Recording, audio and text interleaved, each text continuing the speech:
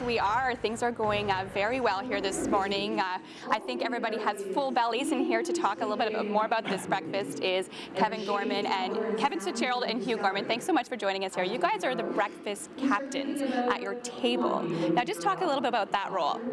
Well, that role is to invite some of our friends and colleagues to join us for this breakfast this morning. And you know, this is a fundraiser, and the object is to raise a substantial sum of money for the Maplesoft Centre and for clinical trials. And was it hard at all to recruit people to get out here and, you know, be part of this breakfast?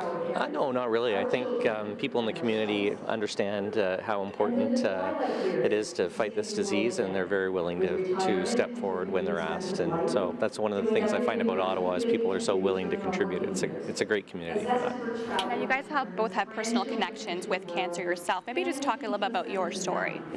Yes, 3 years ago I was diagnosed with cancer, so that was a big surprise. It certainly wasn't in my planning.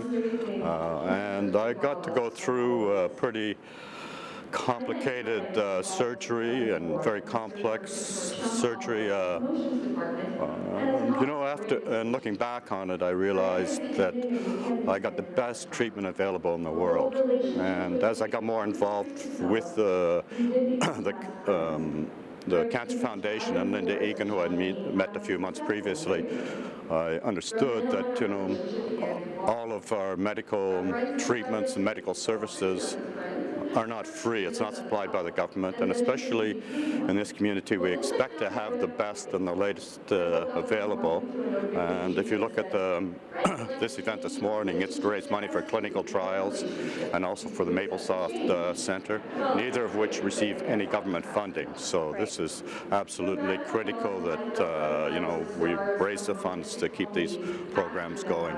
And Hugh, for yourself, you didn't have cancer, but you know, it touches everyone in our society. Yeah, it does. My father passed away from cancer almost 11 years ago, and there's a number of people that I know personally, and some that I work with that are fighting cancer battles right now. So it's something I think that touches everybody in the community, certainly everybody in this room. So it's a great cause to support. And you talk about the treatment here in Ottawa. Do you think that it really is top-notch? It's some of the best in the world?